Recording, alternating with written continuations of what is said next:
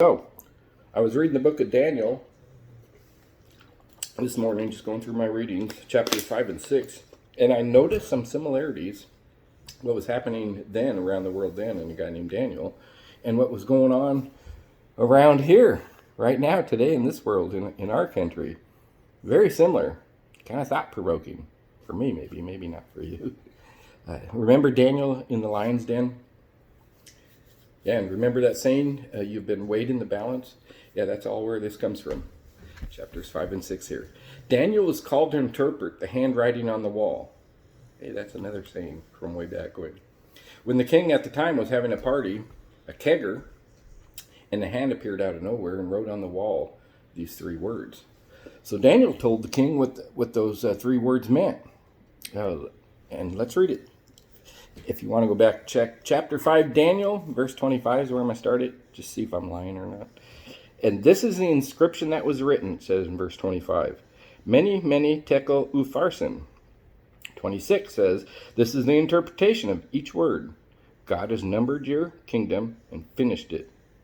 Tekel, you have been weighed in the balances and found wanting. Upharis, your kingdom has been divided and given to the Medes and the Persians. So he's divided the kingdom between these two guys. These two guys are going to be in charge.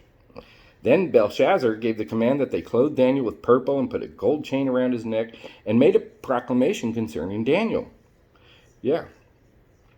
That he should be the third ruler in the kingdom. Now you got three. It's divided three ways. I kind of liken this to when America got its independence from England, and a new democratic republic ruled by a constitution was started with three separate branches of government. Yeah, so you got three here now. The Medes, Darius, and then you got Cyrus from Persia, and you got this outsider, Daniel. Yeah.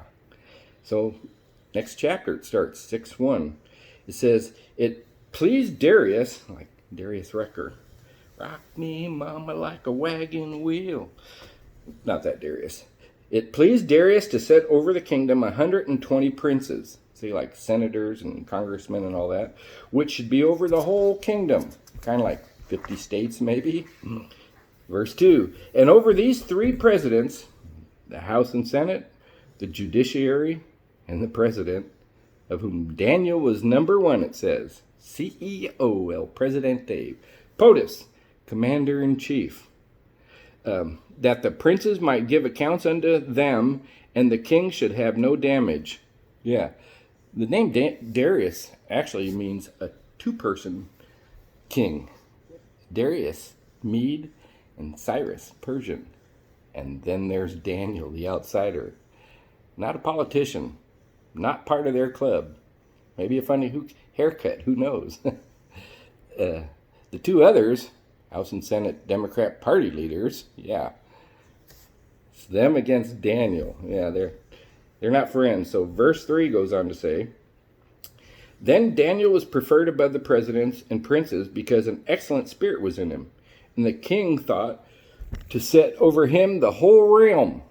He was getting things done, Daniel was.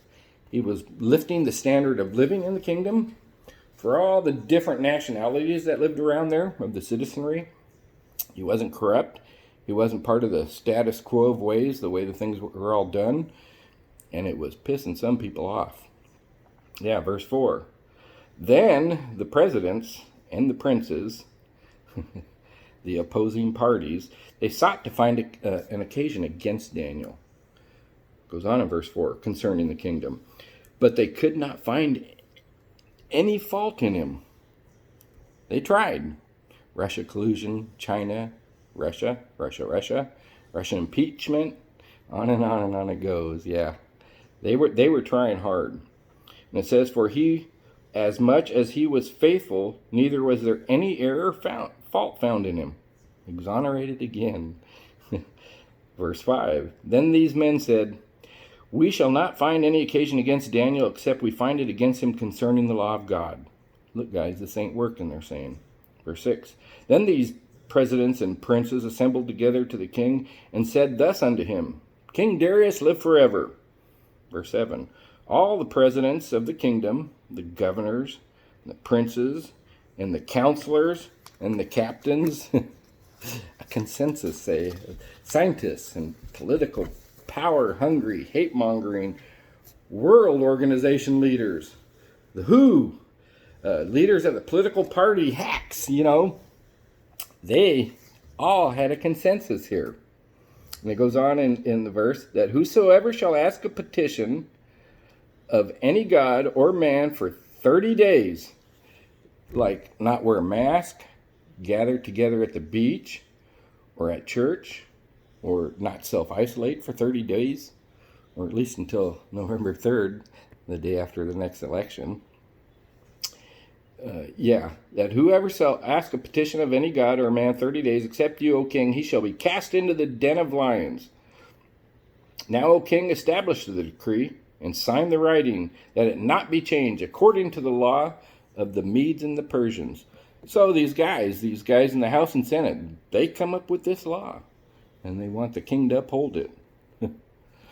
The World Health Organization, the Democrat Party leaders, governors and mayors, and Hollywood. Let's not forget about those most important people. Yeah, they've all come up with this decree of what things should be done and what shouldn't.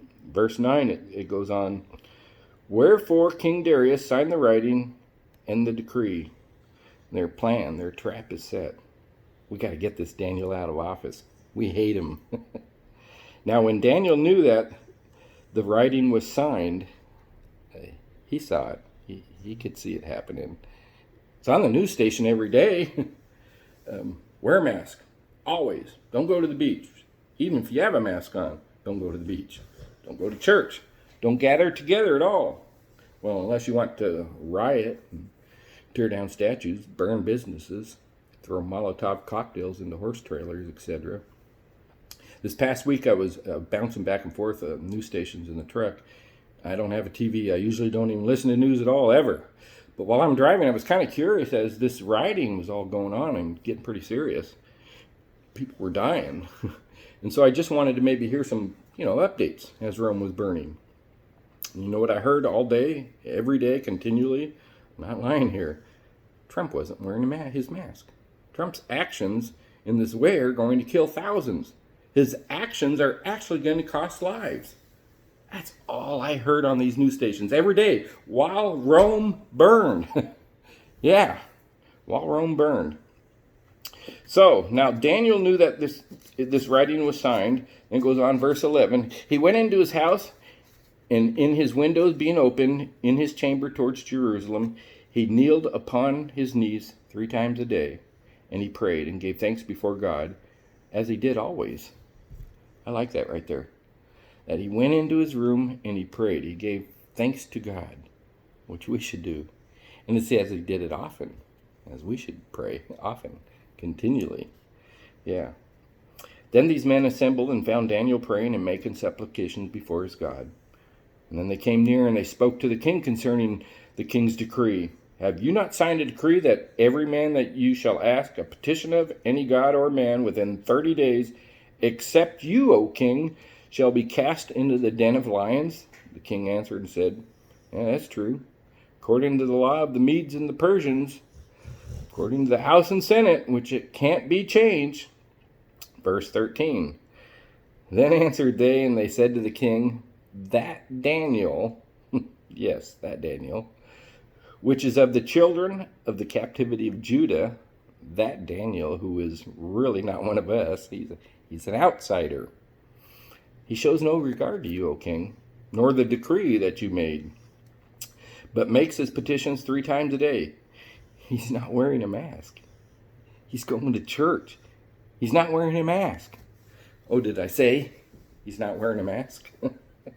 Verse 14, then the king, when he heard these words, he was bummed out within himself, and set his heart on Daniel to deliver him. And he labored till the going down of the sun to deliver him. Verse 15, then these men assembled unto the king again, in case the king is debating whether to let Daniel go or not. They're going to really push this matter.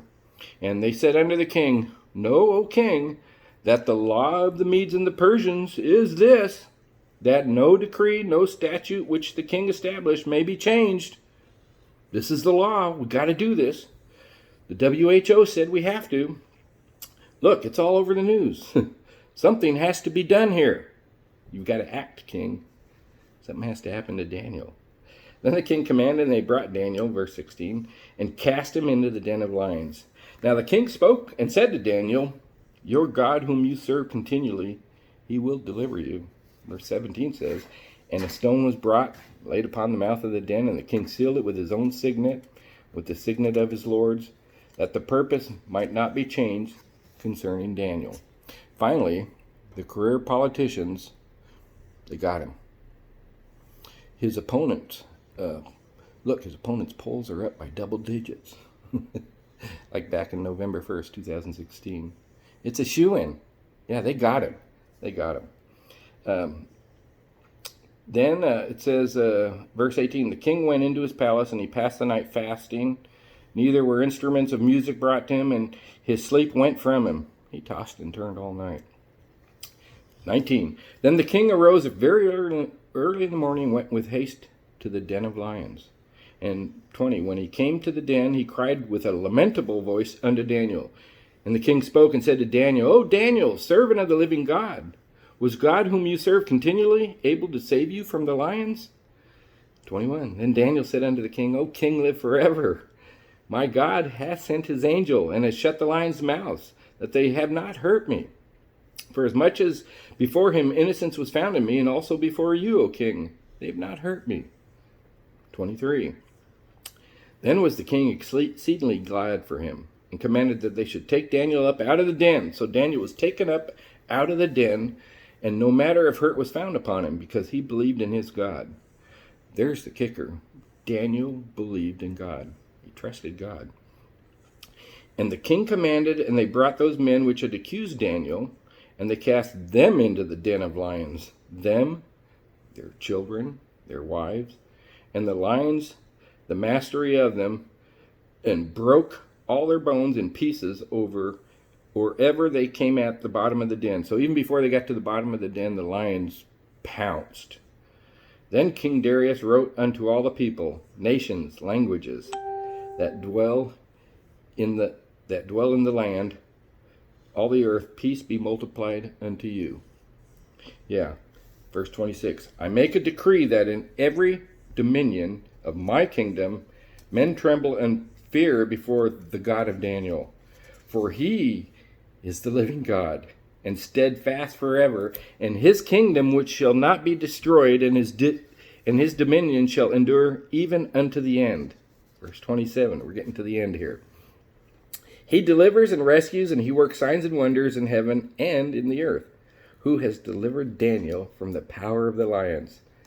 Verse 28, so this Daniel prospered in the reign of Darius, and in the reign of Cyrus the Persians, and got reelected.